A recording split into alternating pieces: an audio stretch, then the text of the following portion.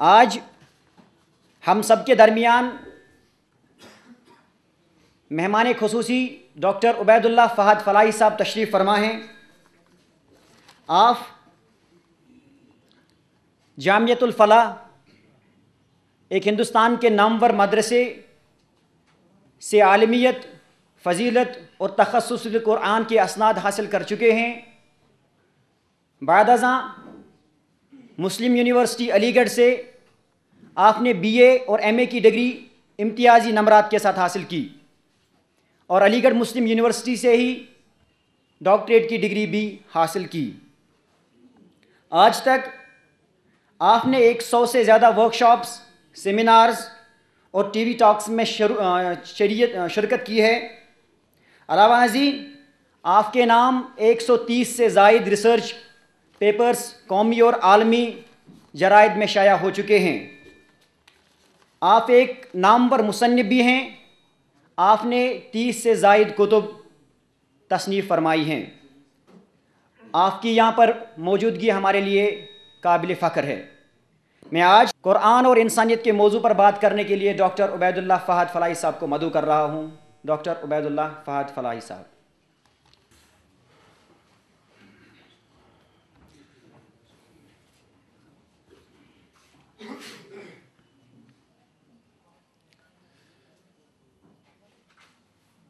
الحمد للہ وکفیٰ وسلام علی عبادہ الذین اصطفیٰ۔ دوستوں اور ساتھیوں، آج مجھے آپ کے سامنے مختصر وقت میں قرآن کریم نے انسانیت کو کیا دیا، اس موضوع پر کچھ گفتگو کرنی۔ کسی بھی مذہب کے ماننے والے، کسی بھی روایت اور رسم و رواج اور تہذیب اور ثقافت اور کلچر کو فالو کرنے والے، یعنی پوری دنیا انسانیت پر بحیثیت انسان ہونے کے قرآن کریم نے کیا احسان کیا۔ قرآن کریم صرف مسلمانوں کی کتاب نہیں۔ یہ عجیب و غریب بات ہے کہ لوگ عام طور پر یہ سمجھتے ہیں کہ مسلمانوں کی کتاب، اور مسلمانوں کی کتاب کو سمجھنے اور سمجھانے میں زیادہ کمی خود مسلمانوں کی۔ ہم نے اپنے رویے سے، اپنے عمل اور اپنے کردار سے دنیا کو اب تک یہی باور کرایا ہے کہ یہ کتاب ہماری اپنی کتاب ہے، مسلمانوں کی کتاب۔ لیکن سچی بات یہ ہے کہ عام مذاہب کے ماننے والے عام انسانوں پر اس نے کیا احسان کیا۔ سب سے بڑا احسان جو قرآن کریم کا عام طور پر دنیا انسانیت پر ہے، وہ یہ کہ اس نے ایک بین الاقوامی یونیورسل بردرہڈ، ایک عالمگیر بھائی چارے کا پیغام دیا۔ اگر آپ کی نگاہ مذاہب کی تاریخ پر ہے تو آپ جانتے ہیں کہ اسلام کے آنے سے پہلے دنیا میں جتنے مذاہب تھے، دھرم کی جو تاریخ ہے، ہسٹری ہے، اس پر اگر آپ کی نگاہ ہے تو آپ اس بات کو تسلیم کریں گے کہ اسلام کے آنے سے پہلے دنیا میں کوئی ایسا مذہب نہیں تھا جس نے تمام دنیا کے انسانوں کو خطاب کیا ہو اور دنیا کے تمام انسانوں کے مسائل کو حل کرنے کی کوشش کی ہو۔ یہ پہلی کتاب ہے جس نے مسلمانوں کو خطاب کرنے کے ساتھ ساتھ عام انسانوں کو بحیثیت انسان ہونے کے خطاب کیا۔ آپ کو معلوم ہے کہ قرآن کریم میں یا ایھا الذین آمنو، اے لوگو جو ایمان لائے ہو، اے مسلمانوں کہہ کر کے خطاب کیا ہے بار بار۔ لیکن جتنی بار یا ایھا الذین آمنو یعنی مسلمانوں کو خطاب کیا ہے، اس سے کہیں زیادہ قرآن کریم نے یا ایھا الناس، اے لوگو، اے انسانوں کہہ کر ایڈریس کیا۔ یہ قرآن کا مزاج ہے، وہ پوری دنیا کے انسانوں کو ایڈریس کرتا ہے اور ان کو یہ بتانا چاہتا ہے کہ اگر اس دنیا میں امن اور خوشحالی کا ماحول بنانا ہے، بھائی چارے کا ماحول بنانا ہے، تو اس کے علاوہ کوئی طریقہ نہیں ہے کہ قرآن کریم جو راستہ بتایا ہے اس پر عمل کیا جائے۔ تو یہ یا ایھا الناس کا جو خطاب ہے، اے دنیا کے لوگوں، اے انسانوں، اور جہاں جہاں قرآن کریم نے یا ایھا الناس کہہ کر پکارا ہے انسانوں کو، وہاں جو دنیا کا بیسک ایشو ہے اسی کو ایڈریس کیا ہے۔ یا ایھا الناس اتقوا ربکم، اے لوگو تم ڈرو اپنے رب سے۔ دنیا انسانیت کا رشتہ اس کے پالن ہار کے ساتھ، اس کے رب کے ساتھ، اس کے ماننے والے کے ساتھ صحیح ڈھنگ سے استوار ہونا چاہیے۔ مادیت کتنی زیادہ ترقی کر لے، بینک بیلنس ہم اپنا کتنا ہی بڑھا لیں، ڈیولپمنٹ کے نام پر ہم کتنی اسکیمیں نافذ کر لیں، خوشحالی اور امن کے نام پر ہم کتنی زیادہ پروگرام نافذ کر لیں، اگر انسانوں کا رشتہ اس کے مالک کے ساتھ صحیح طور سے استوار نہیں ہے تو دنیا میں امن قائم نہیں ہو سکتا۔ آج دنیا کا سب سے زیادہ ترقی یافتہ معاشرہ یورپ کا معاشرہ ہے، مادی خوشحالی۔ امریکہ نمبر 1،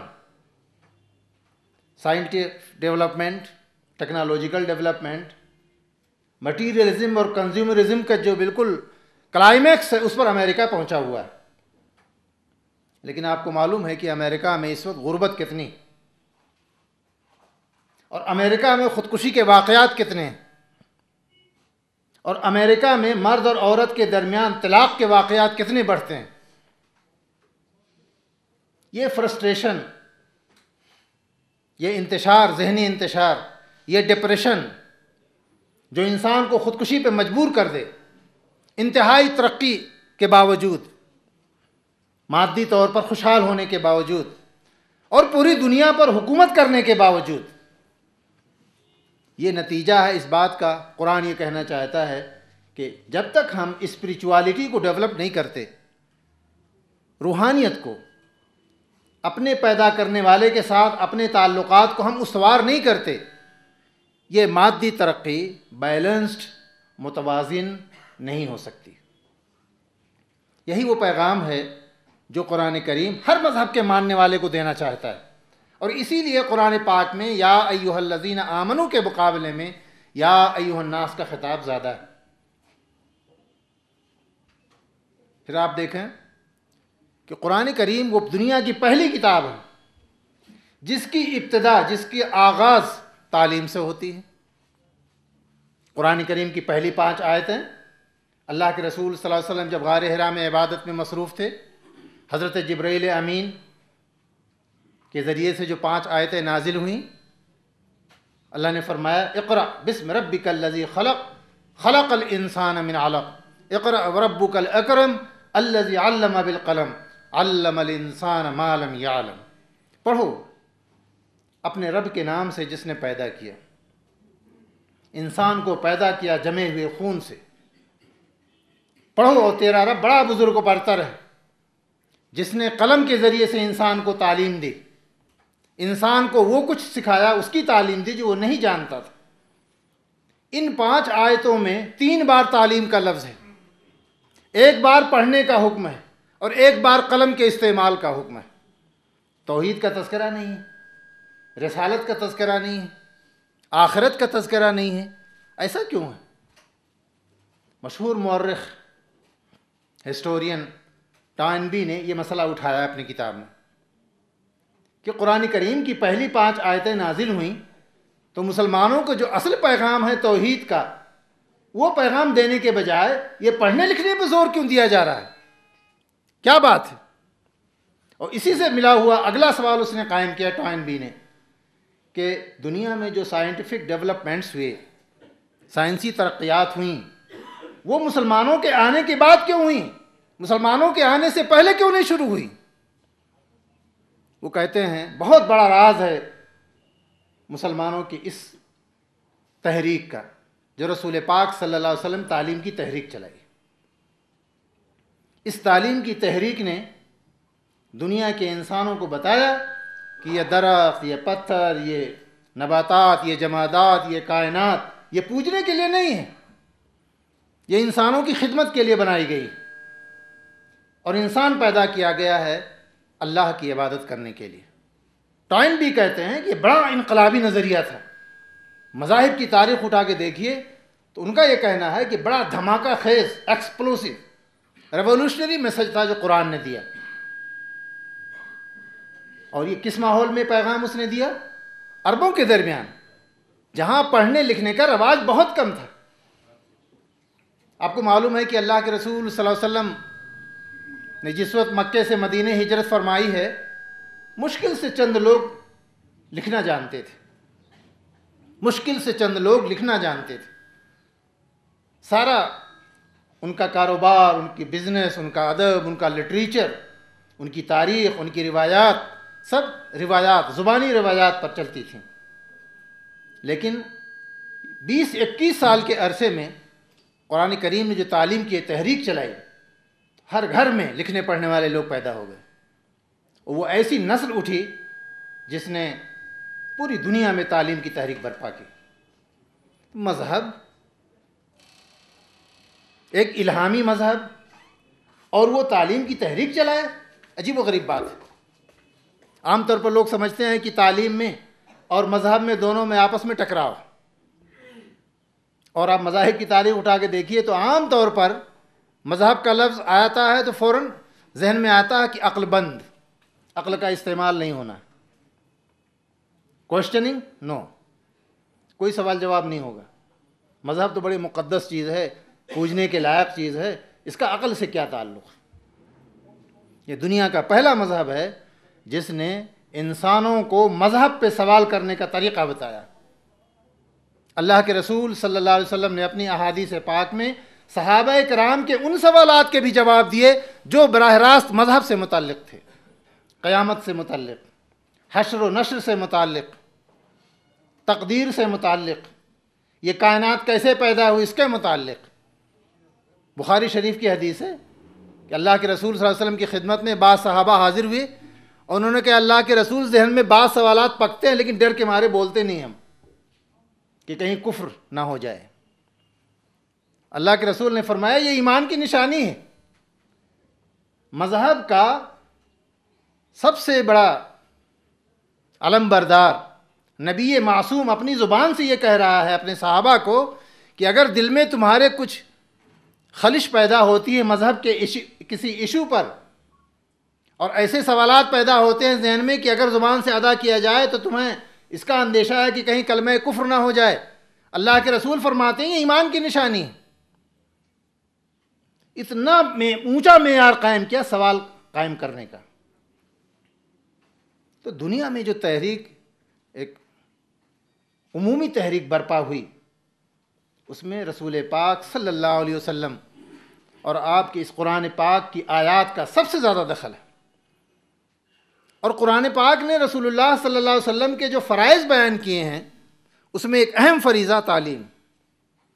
هو الذی بعث فی الامیین رسولا منہم یتلو علیہم آیاتہ ویزکیہم ویعلمہم الکتاب والحکمہ وإن کانوا من قبل لفی ضلال مبین. وہی اللہ ہے جس نے اپنے رسول کو بھیجا امیوں کے درمیان، ناخوادہ لوگوں کے درمیان، ان لوگوں کے درمیان جو اپنی جہالت پہ فخر کرتے تھے، جو اپنے آپ کو امی کہتے تھے کہ ہم اسی طرح ان پڑھ ہیں جیسے ماں کے پیٹ سے بچہ نکلتا ان پڑھ ہے. وہ اپنے آپ کو ان پڑھ کہتے تھے اور فخر کرتے تھے اس پر. اللہ فرماتا ہے انہی ان پڑھ لوگوں کے درمیان ہم نے ایک رسول بھیجا. اس رسول کا کام کیا ہے؟ یتلو علیہم آیاتی، وہ اللہ کی آیتوں کو پڑھ کے سناتا ہے انہی ناخوادہ لوگوں کو. وَيُزَكِّهِمْ، ان کے دل و دماغ کو صاف کرتا ہے، تزکیہ کرتا ہے، purification of mind and civil.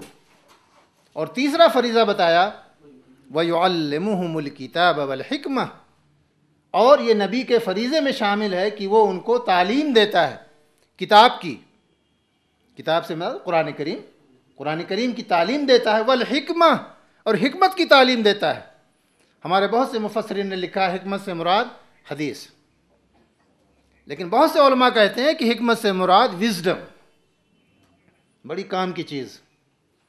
Wisdom نہ ہو تو سارا کاروبار مذہب کا فیل ہو جاتا ہے.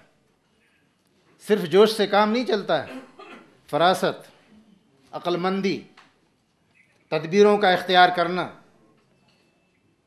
یہ حکمت کے تحت آتا ہے. اور پھر بعد میں فقہا نے تصریح کی کہ حکمت میں سارے علوم شامل ہیں. اسی لیے 3 صدی ہجری میں جو دنیا کی مختلف زبانوں سے، سنسکرت سے، عبرانی سے، ہبرو سے اور دوسری زبانوں سے عربی میں ترجمے کیے گئے، اور اس کی بنیاد پر مسلمانوں نے جو ایک طاقتور تہذیب بنائی، خلیفہ مامون رشید کے زمانے میں بیت الحکمہ کے تحت، اس کا نام ہی رکھا بیت الحکمہ، حکمت کا گھر. اور یہ علوم کا جو ارتقاء ہوا مسلمانوں کے زمانے میں، ان تمام سوشل سائنسز کو، نیچرل سائنسز کو، ان سب کا نام دیا عربی میں حکمہ. یہ حکمت. تو حکمت قرآن پاک کے علاوہ دوسرے تمام علوم کی تبلیغ اور تلقین اور اس کی تعلیم، یہ نبی کے فرائض میں شامل رہی. قرآن تو بڑی کھلی ہوئی کتاب تھی، اسلام بڑا کھلا ہوا ذہن لے کر کے آیا تھا. کنزرویٹزم نام کی کوئی چیز اسلام میں نہیں، اوپن مائنڈ بالکل. اس نے ہر چیز کو قبول کیا، ہر مذہب کی اچھی باتوں کو ویلکم کیا، ہر سوسائٹی کی جو روایات تھیں اس کو اس نے اختیار کیا. یہاں تک کہ یونان کا پورا فلسفہ، گریک فلسفی جو دنیا سے مٹ جاتی، ختم ہو جاتی، اگر عربوں نے اس کو ہضم کر کے یورپ تک منتقل نہ کیا ہوتا. وہ گریک فلسفی جس کی پوری بنیاد الحاد اور دہریت پر تھی، اس گریک فلسفی کو ہمارے علماء نے پڑھا، سمجھا، اس پر کتابیں لکھیں، اس کی تشریحات کیں، اسلام کے سانچے میں اس کو ڈھالا، اور پھر اسے یورپ کو منتقل کیا، جس کے نتیجے میں یورپ میں رینیساں، یہ بیداری آئی. اور اس کو سب تسلیم کرتے ہیں ہسٹورینز. تو اسلام نے جو پیغام دیا دنیا کو کہ مذہب کوئی چھوئی موئی چیز نہیں ہے، یہ کوئی جنتر منتر نہیں ہے، یہ کوئی جھاڑ پھونک نہیں ہے، یہ تعویذ اور گنڈے کا نام نہیں ہے مذہب.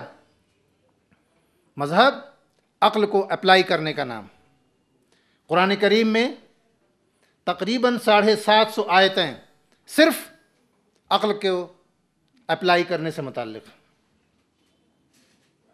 پڑھیے قرآن کریم، شاید ہی کوئی صفحہ آپ کو ملے جہاں عقل کا لفظ استعمال نہ کیا ہو، یا عقل کے سنانم اس کا مترادف کوئی لفظ استعمال نہ ہوا ہو. افلا تعقلون افلا یتدبرون القرآن ام علی قلوب اقفالها. یہ لوگ قرآن پہ غور نہیں کرتے، ان کے دلوں پہ تالے لگے ہوئے ہیں. عقل، نظر، تبصر، حکمت، نہا، حلم، لب، یہ سب سنونمس ہیں عقل کے، بار بار قرآن میں استعمال ہوتا ہے. اور بہت بڑے ایک عرب مفکر اور قرآن پاک کی پوری سائنسی تشریح جنہوں نے لکھی، علامہ فرید وجدی، وہ کہتے ہیں کہ یہ احکام کی جتنی آیتیں ہیں قرآن پاک میں، احکام سے متعلق کسی چیز کا حکم، اس سے زیادہ آیتیں عقل اور تعلیم سے متعلق.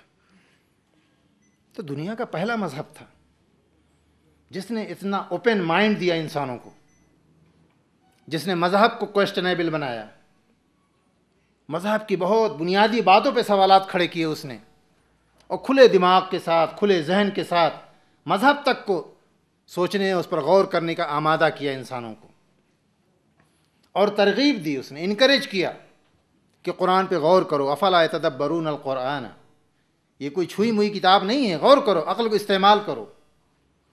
اور مسلمانوں نے اس عقل کو استعمال کر کے ایک نئی تہذیب بلڈ اپ کی، ایک نیا معاشرہ قائم کیا، ایک نئی ثقافت، ایک نیا کلچر دنیا کو دیا.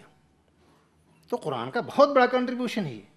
آپ مجھے بتائیے مذہب کی تاریخ میں کوئی مذہب ایسا جس نے عقل کے استعمال پر اتنا زیادہ زور دیا ہو، جس نے تعلیم کی اتنی عمومی تحریک چلائی ہو. پھر آگے دیکھیے آپ، آج دنیا ہیومنزم کے کنسپٹ کو لے کر یہ سمجھتی ہے کہ یورپ نے یہ کنسپٹ دیا ہے، ہیومن اپروچ، انسانوں کی فلاح و بہبود کے بارے میں سوچنا، غور کرنا، فکر کرنا، اور ایسا نقطہ نظر اختیار کرنا جس میں انسانیت کی باتیں ہوں، جس میں دنیا کے تمام انسانوں کو سمونے کی باتیں ہوں، جس میں گروپ بندی نہ ہو، جس میں کسی خاص مذہب اور فرقے کی بات نہ ہو، بلکہ سارے مذاہب کے ماننے والے، سارے انسانوں کی باتیں ہوتی ہوں. آئیے مکی صورتیں پڑھیے، وہ صورتیں جو قرآن پاک میں کی، وہ صورتیں جو مکے میں نازل ہوئیں۔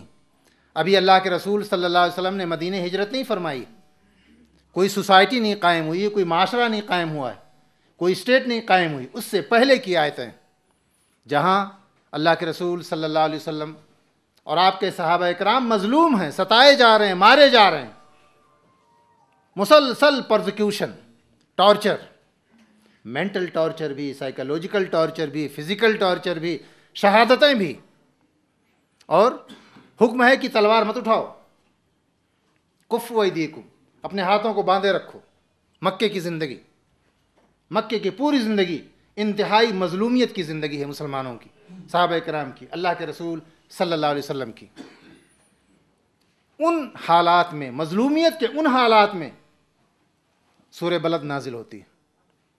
آج کی ترتیب میں یہ 90 سورت نمبر 90 صورتیں، لیکن اپنی ترتیب کے اعتبار سے جس وقت یہ نازل ہوئی ہے مکے کے بالکل ابتدائی دور کی صورت ہے۔ قرآن نے کہا فَلَاقْتَحَمَ الْعَقَبَةَ وَمَا أَدْرَاكَ مَا الْعَقَبَةُ فَكُّ رَقَبَةٍ أَوْ إِطْعَامٌ فِي يَوْمٍ ذِي مَسْغَبَةٍ يَتِيمًا ذَا مَقْرَبَةٍ أَوْ مِسْكِينًا ذَا مَتْرَبَةٍ ثُمَّ كَانَ مِنَ الَّذِينَ آمَنُوا وَتَوَاصَوْا بِالصَّبْرِ وَتَوَاصَوْا بِالْمَرْحَمَةِ۔ نہیں، ابھی یہ گھاٹی میں داخل نہیں ہوا ہے، عام انسانوں کی بات کہی جا رہی ہے، نہیں، ابھی یہ گھاٹی میں داخل نہیں ہوا ہے۔ اور تمہیں کیا معلوم کہ گھاٹی کیا ہے؟ گھاٹی پہ چڑھنے کے لیے بڑی مشقت کرنی پڑتی ہے، تب آدمی بلندی پہ پہنچتا ہے۔ تو قرآن کہتا ہے انسان ابھی یہ گھاٹی میں داخل نہیں ہوا ہے، اور تمہیں کیا پتا گھاٹی کیا ہے؟ وہ میں بتاتا ہوں۔ اللہ فرماتا ہے فک و رقبہ، پہلی کوالٹی بتائی، غلاموں کو آزاد کرنا۔ آزادی کی تحریک سب سے پہلے رسول مقبول صلی اللہ علیہ وسلم نے شروع کی۔ آج دنیا یہ سمجھتی ہے کہ آزادی کے چیمپئن ہمارا فرینچ جو اسکالر اور تھنکر ہے، پولیٹیشین، روسو، مشہور ہے اس کا جملہ ہر شخص کی زبان پر، man was born free but everywhere he is in chains. انسان آزاد پیدا ہوا تھا، آج ہر جگہ زنجیروں میں جکڑا ہوا ہے۔ اور ہم پوری آزادی کی، دنیا کی آزادی کی تحریک کو روسوں سے منسوب کرتے ہیں۔ روسوں سے 1000 سال پہلے قرآن نے کہا تھا فک و رقبہ، غلاموں کو آزاد کرنا۔ آزادی، غلامی سے نکالنا، کسی بھی مذہب کا ماننے والا ہو، کسی بھی ملک کا ہو، کسی بھی جینڈر سے تعلق رکھتا ہو، اگر وہ غلام ہے تو غلامی سے اس کو رہائی دلائی جائے۔ یہ قرآن کریم نے مشن شروع کیا، اور اتنا اعلیٰ درجے کا مشن کہ عبادات میں، کفاروں میں مختلف شکلیں قرآن نے نکالی غلامی کی آزادی کی۔ فرمایا فک و رقبہ، سب سے پہلی شرط بتائی کہ غلامی سے آزاد کرایا جائے انسانیت کو۔ او اطعام فی یوم ذی مسغبہ، یا بھوک مری کے دنوں میں کھانا کھلانا۔ عام حالات میں نہیں، عام حالات میں تو ہر آدمی داتا بنتا ہے، اس وقت جب اس کو خود ضرورت ہو، قحط کا ماحول ہو، قحط کا ماحول ہو، انسان کو خود ضرورت ہے غلے کی، ایسے قحط کے ماحول میں کھانا کھلانا۔ اطعام فی یوم ذی مسغبہ یتیما ذا مقربہ، ایسے یتیم کو کھانا کھلانا جو رشتہ دار ہو۔ عام طور پر دوسرے یتیموں کا ہم بڑا خیال رکھتے ہیں، اگر وہ رشتہ دار ہے تو ہم اپنی پہچان اپنے اس یتیم کے ساتھ قائم نہیں کرنا چاہتے، اپنے کو دور رکھتے ہیں۔ انسانیت کے دل کے چور پکڑ لیا قرآن نے، کہا یتیما ذا مقربہ، وہ یتیم جو تمہارا رشتہ دار ہے وہ پہلے تمہاری ہمدردی کا مستحق، تمہاری دلجوئی کا مستحق، تمہاری کفالت کا مستحق۔ او مسکینا ذا متربہ، یا وہ انسان جو مٹی میں ملا ہوا ہے، غریب، لاچار، کھانے کو اس کے پاس 2 وقت کی روٹی نہیں، ہر آدمی اس کو لات مار کے آگے بڑھ جاتا ہے، مٹی میں ملا ہوا، ذا متربہ، یعنی ایسا انسان جو کسی فہرست میں نہیں آتا۔ گورنمنٹ کی جو لسٹ بنتی ہے انڈر پریویلیج، اور اس میں بھی نہیں آ پاتا، وہ اس تک لوگ پہنچ ہی نہیں پاتے۔ مشنریز کی ساری ایکٹیویٹیز ان علاقوں تک پہنچتی ہیں جہاں تک کہ سڑک کی اور دوسری سہولتیں ہوتی ہیں۔ مسلمانوں سے کہا یتیمن ذا مقربہ او مسکینن ذا متربہ، مٹی میں ملا ہوا، ڈسٹ میں ملا ہوا، کوئی اس کا پرسان حال نہیں، اس کو کھانا کھلانا۔ ثم کان من الذین آمنوا، لیکن خدمت کا یہ کام، یہ انسانی نوازی، یہ کام نہیں آتی جب تک انسان ایمان نہ رکھتا ہو۔ بے غرض ہو کر کے، بے لوث ہو کر کے انسانیت کی خدمت نہیں کی جا سکتی اگر اللہ پر انسان کا ایمان نہ ہو۔ اس دنیا میں مشقتیں اٹھا کر، تکلیفیں اٹھا کر دوسروں کی خدمت کرنا آسان بات ہے۔ یہ وہی کر سکتا ہے جس کو اس دنیا کے بجائے اس آخرت کی اجر کی امید ہو، اور مسلمانوں نے کر کے دکھایا۔ وَتَوَاصَوْا بِالْمَرْحَمَةِ، اور ایک دوسرے کو راہ حق پر جمنے کی نصیحت کریں اور مرحمت کی نصیحت کریں۔ یہ مرحمت کیا چیز ہے؟ مواسات، غمخواری، دوسروں کے دکھ درد میں شرکت، یہ پہلی صورتیں ہیں جن میں مواسات اور مرحمت کا حکم دیا جا رہا ہے۔ درد دل کے واسطے پیدا کیا انسان کو، ورنہ طاعت کے لیے کچھ کم نہ تھے کروبیاں۔ اگر اللہ کی صرف اطاعت ہی کرنی ہوتی، فرشتے بہت تھے۔ انسانوں کو بنایا اور مسلمانوں کو خاص طور پر خدائی فوجدار بنا کے بھیجا درد دل کے لیے۔ مرحمہ، وتواصوا بالصبر وتواصوا بالمرحمہ، مرحمت، مواسات۔ اللہ کے رسول صلی اللہ علیہ وسلم نے اپنی احادیث پاک میں اس کی وضاحت بھی فرما دی، اس کی وضاحت بھی فرما دی آپ نے۔ طبرانی کی حدیث ہے، مکارم الاخلاق میں وہ نقل کرتے ہیں اس حدیث کو۔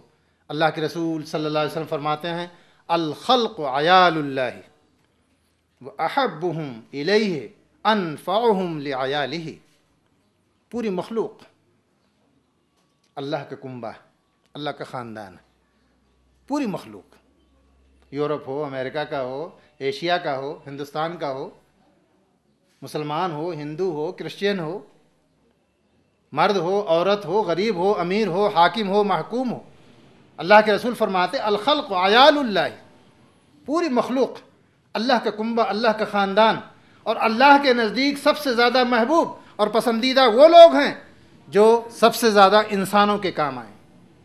انفعہم لعیالہ، جو اس کے خاندان کے لوگوں کے کام آئیں۔ معیار کیا بنا؟ نماز روزہ معیار نہیں بنا، اللہ کے رسول نے معیار بنایا انفع ہونا، نفع بخشی کا کام کرنا، ایسا کام جس سے دوسروں کو فائدہ پہنچے۔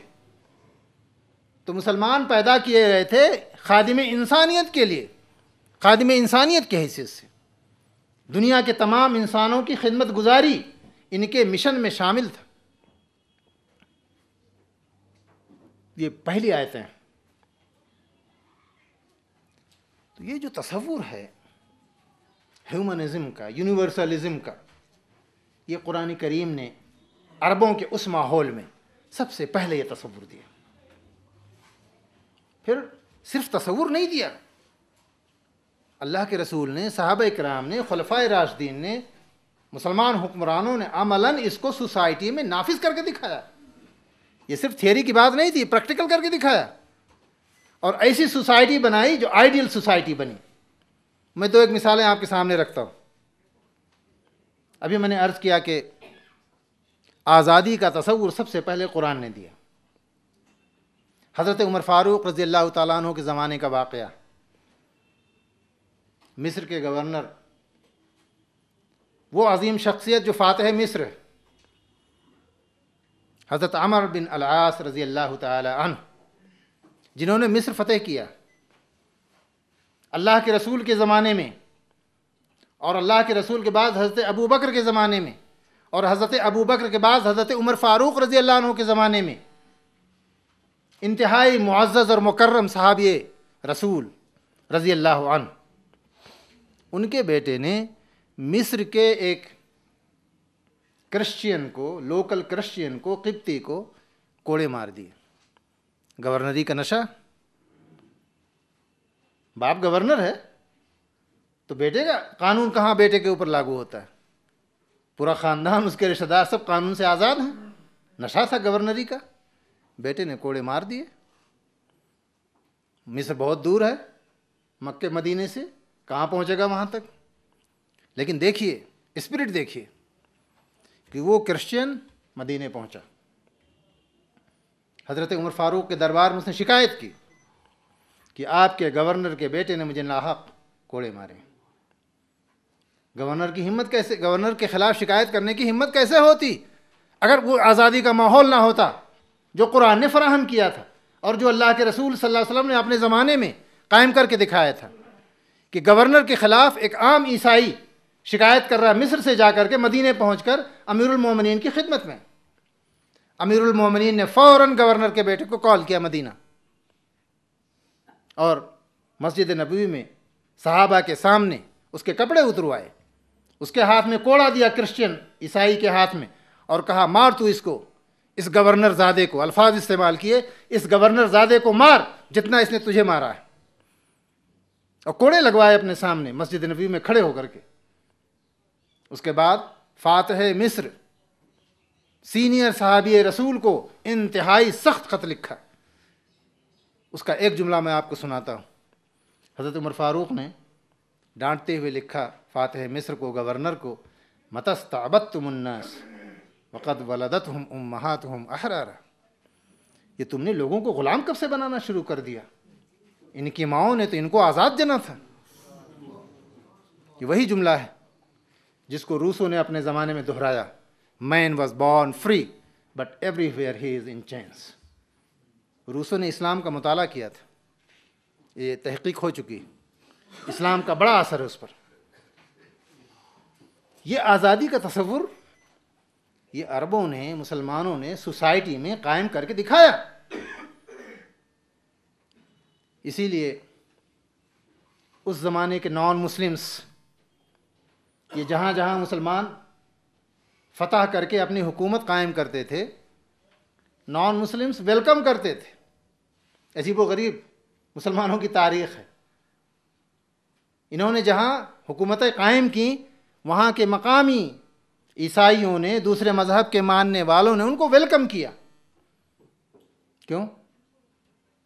جو خوشحالی، جو فارغ البالی، جو آزادی، جو بنیادی حقوق مسلمانوں نے دیے اس سے وہ آشنا ہی نہیں تھے. ظلم کا نظام تھا پہلے، اور اسی ظلم کے نظام کو ختم کرنے کے لیے رسول پاک صلی اللہ علیہ وسلم تشریف لائے تھے. قرآن نے اعلان کیا وَيَضَعُ عَنْهُمْ إِسْرَهُمْ وَالْأَغْلَالَ الَّتِي كَانَتْ عَلَيْهِمْ. یہ نبی اس بوجھ کو مٹاتا ہے جس سے پوری انسانیت کی کمر دوہری ہوئی جا رہی ہے. وَالْأَغْلَالَ الَّتِي كَانَتْ عَلَيْهِمْ، اور ان ساری بیڑیوں کو کاٹتا ہے جس میں پوری انسانیت جکڑی ہوئی. یہ نبی پاک صلی اللہ علیہ وسلم کی صفت بتائی قرآن کریم میں. ایک مثال میں آپ کو اور سناتا ہوں. حضرت عمر فاروق رضی اللہ تعالیٰ عنہ کے زمانے کا واقعہ. رستم کے دربار میں مسلمانوں کا ایک ڈیلیگیشن پہنچا. جنگیں چل رہی تھیں ایران سے. مسلمانوں کا معمول تھا یہ کہ کسی ملک کے خلاف اس وقت تک جنگ نہیں کرتے تھے جب تک کہ آپس میں گفتگو نہ ہو جاتی تھی، اور باقاعدہ اسے ڈکلیئر نہیں کر دیا جاتا تھا. انہیں اسلام کا پیغام دیا جاتا تھا، اسلام قبول کر لو، اور اگر تم اسلام قبول نہیں کرتے تو اپنے ہاں بنیادی جو حقوق ہیں اس کو امپلیمنٹ کرو. سب کو آزادی ہونی چاہیے، جس مذہب کو چاہے مانے. اور اگر یہ بھی نہیں کرتے، بنیادی حقوق دینے کے لیے تیار نہیں، تو پھر اس کا جواب تلوار سے دیتے. کیونکہ مسلمان ہر انسان کو بنیادی حقوق دلانے کے لیے پیدا کیے گئے تھے. حضرت ربیع ابن عامر رضی اللہ عنہ مشہور صحابی رسول اس قافلے کو لے کر کے رستم کے دربار میں پہنچے. حضرت ابن کثیر نے بڑا تفصیل سے اس واقعے کو نقل کیا ہے البدایہ والنہایہ میں. وہ کہتے ہیں کہ عرب تو معمولی کپڑوں میں سیدھے سادے لوگ تھے، تلواریں بھی ان کی نیام کے بغیر ہی عام طور پر ہوتی تھیں. پہنچ گئے رستم کے دربار، وہاں تو سجا ہوا پورا ماحول. وہ قالینوں پہ چھید کرتے ہوئے حضرت ربیع گھوڑے سے اترے بھی نہیں، سیدھے پہنچ گئے رستم کے پاس. درباریوں نے ٹوکا، روک دیا کہ یہ بدو کہاں سے چلے آ رہے ہیں بد تہذیب۔ انہوں نے کہا دیکھو میں آیا نہیں ہوں، مجھے بلایا گیا ہے، اگر تمہارے حاکم کو نہیں منظور میں واپس جاتا ہوں۔ رستم نے اشارہ کیا آنے دو۔ گاؤ تکیہ لگایا بیٹھا تھا اپنے تخت پر۔ حضرت ربیع بن عامر پہنچے، گھوڑے کو صوفے کے ساتھ باندھا، یہ ان کا انداز تھا۔ اور جب کسی قوم میں خود شناسی آ جاتی ہے تو یہی استغنا کا عالم ہوتا ہے، یہی کیفیت ہوتی بے نیازی کی۔ کیوں اس وقت سپر پاور بن رہے تھے وہ۔ گھوڑے کو باندھا اس صوفے کے ساتھ اور جا کے کھڑے ہو گئے رستم کے سامنے۔ درباریوں نے آگے بڑھ کر کے کہا تشریف لائیے۔ انہوں نے کہا نہیں، یہ تمہارا گاؤ تکیہ اور یہ صوفہ تمہارے عوام کے خون کا چوسے ہوئے پیسے کا ہے، میرے لیے اللہ کی یہ زمین زیادہ بہتر ہے۔ اور اسی تلوار سے ایک حصہ کاٹ کے پھینک دیا قالین کو اور زمین پہ بیٹھ گئے۔ آپ اندازہ لگائیے، ایران کی سب سے بڑی تہذیب، طاقتور تہذیب، اس سے ٹکر لینے چلے تھے عرب، اور کس طرح سے انٹریکشن ہو رہا ہے۔ کیا رستم کے اوپر اس دہشت نہیں طاری ہو گئی ہوگی کہ یہ کون سی قوم ہے، یہ کون سی قوم ہے جو کسی چیز سے نہیں ڈرتی؟ یہ جاہ و جلال اور یہ شان و شوکت اور یہ طمطراق اور یہ فوجی، یہ سب کچھ اس کا نظارہ، اور اسے مرعوب نہیں کر رہی۔ وہ قالین کو کاٹ کر کے زمین پہ بیٹھ رہا ہے۔ رستم نے کہا اچھا بیٹھنے دو۔ رستم نے پوچھا ذرا اس آدمی سے پوچھو بدو سے، یہ کس لیے آیا ہے، کیا چاہتا ہے؟ حضرت ربیع بن عامر رضی اللہ عنہ نے صرف 2 جملوں میں جواب دیا، نجیو لنخرجکم من عبادت العباد الى عبادت اللہ ومن ضیق الدنیا الى سعۃ الآخرہ ومن جور الادیان الى عدل الاسلام۔ 2 جملوں میں پورے اسلام کی ترجمانی کر دی۔ فرمایا ہم تو اس لیے آئے ہیں کہ ہم انسانوں کو انسانوں کی غلامی سے نکال کر اللہ کی غلامی میں پہنچائیں، انسانوں کو انسانوں کی غلامی سے نکال کر اللہ کی غلامی میں پہنچائیں، اور دنیا کی تنگیوں سے نکال کر آخرت کی جو وسعت ہے، کشادگی، اس میں پہنچائیں۔ یہ دنیا اپنی تمام تر زینت اور خوبصورتی کے باوجود بہت تنگ ہے۔ انصاف نہیں مل سکتا یہاں، انصاف یہاں نہیں مل سکتا۔ جس آدمی نے 250-300 لوگوں کو مار دیا ہو، اس کے ساتھ آپ کیا کر سکتے ہیں؟ زیادہ سے زیادہ پھانسی پہ چڑھا دیں گے؟ یہ انصاف ہے؟ 250-300 خاندانوں کو اس نے برباد کیا، اس کو آپ نے پھانسی پہ چڑھا دیا، انصاف نہیں ہے۔ انصاف تو وہاں ملے گا۔ تو فرمایا کہ ہم دنیا کی تنگیوں سے اس کو آخرت کی وسعتوں میں لانا چاہتے ہیں، اور ومن جور الادیان الی عدل الاسلام، اور یہ مذاہب کا جو ظلم ہے اس سے نکال کر اسلام کے انصاف میں لانا چاہتے ہیں۔ رستم نے اس پر عجیب ہیبت طاری ہو گئی۔ اس نے کہا یہ کیا معاملہ ہے؟ اس نے دیکھا یہ تو پانسا پلٹ رہا ہے، درباری کے سارے متاثر ہو رہے ہیں۔ اس نے کہا اوہ اچھا تم لوگ بدو، کل کے چرواہے، ایک ہمارا حاکم جا کر کے سب کا دماغ درست کر دیتا تھا، آج کل اتنا دماغ خراب ہو گیا ہے، ہم سے ٹکرانے چلے ہو؟ کیا چاہیے تمہیں حکومت چاہیے نا؟ اوکے۔ اس نے کہا ذرا ایک ٹوکرا مٹی اس کے سر پہ لاد دو۔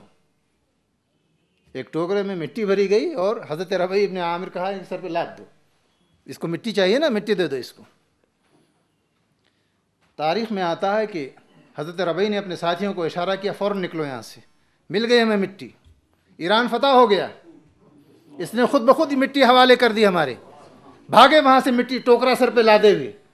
وقت کے فاتح قوم سے تعلق رکھتے ہیں اور ٹوکرا مٹی کا اٹھا کے اپنے سر پہ لاد لیا۔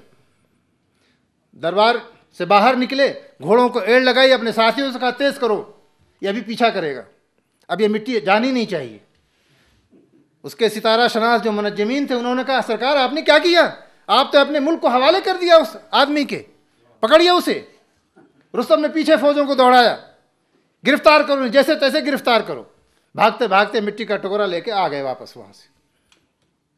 یہ جاہ و جلال، یہ اقتدار سے بے نیازی، یہ دنیا کو کس نے سکھایا؟ آج دنیا میں کہیں بھی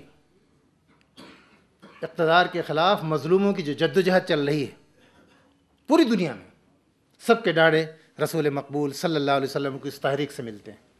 جینا سکھایا انسانوں کو کہ انسان کسی کا غلام نہیں ہے، کسی بادشاہ کا غلام نہیں ہے، یہاں تک کہ رسول مقبول صلی اللہ علیہ وسلم کا بھی غلام نہیں ہے، صرف اللہ کا غلام، عبداللہ و رسولہ۔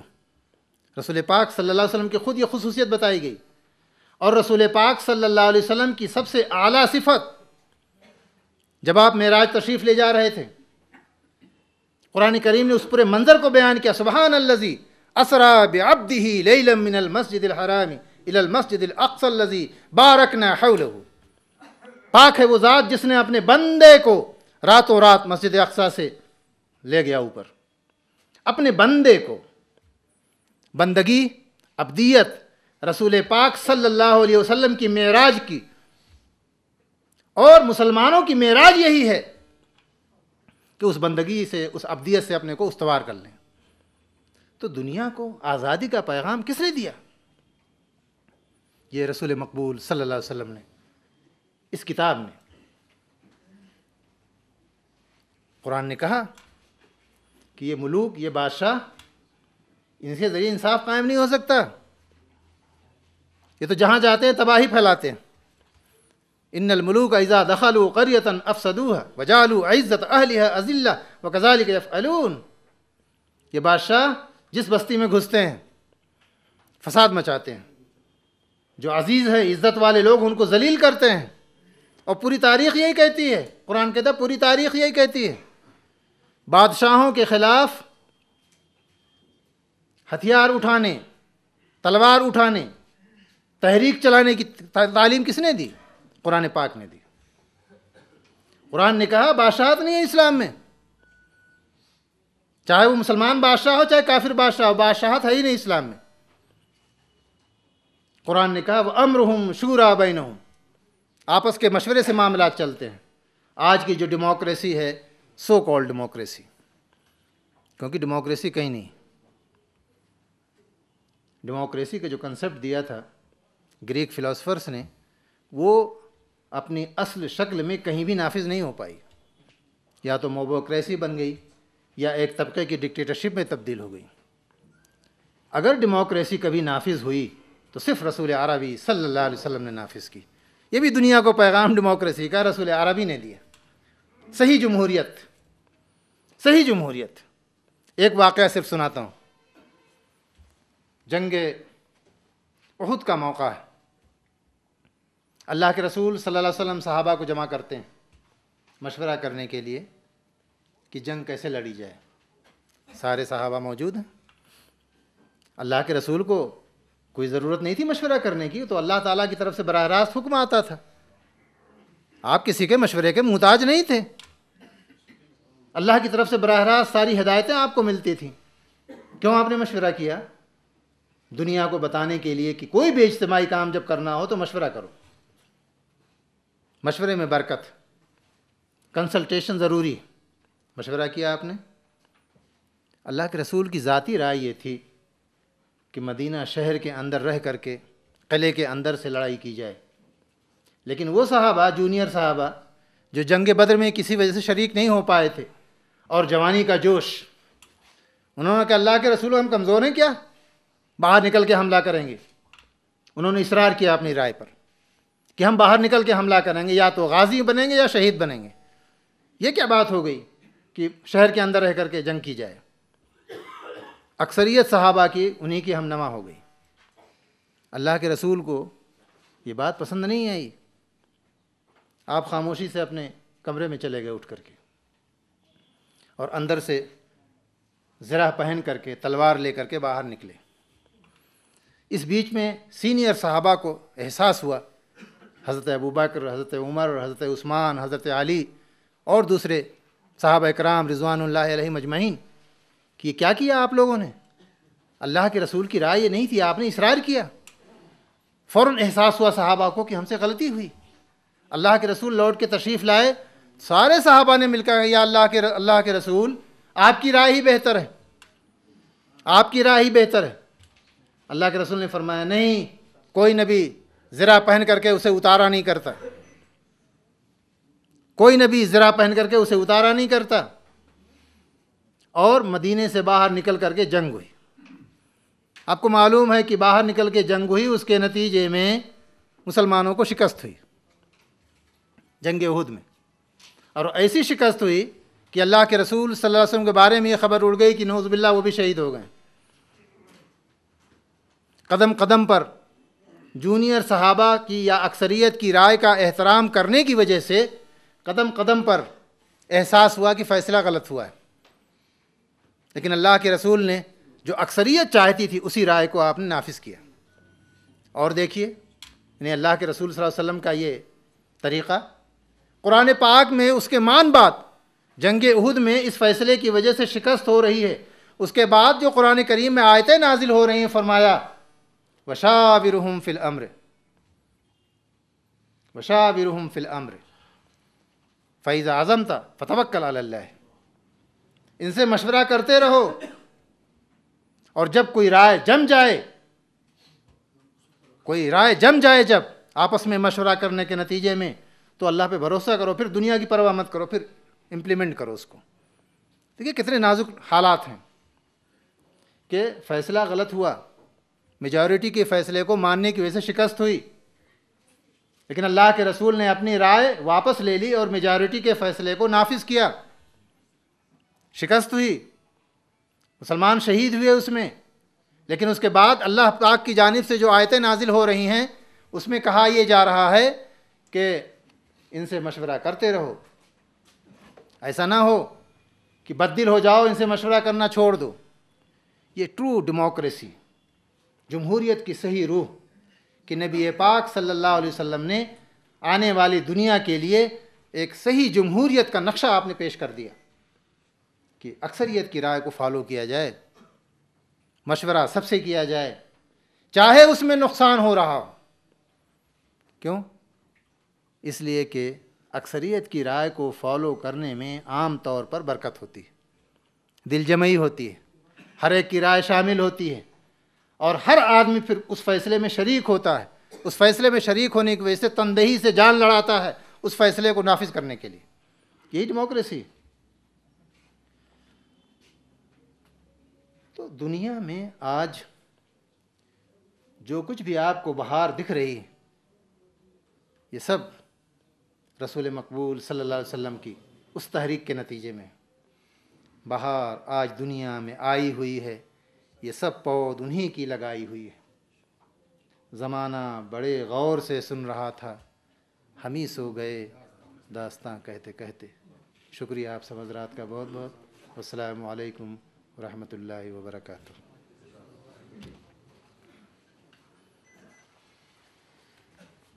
آفتے ڈاکٹر عبید اللہ فہد فلاحی صاحب، جنہوں نے اسلام، قرآن اور ہیومینٹی کے عنوان پر تقریر فرمائی۔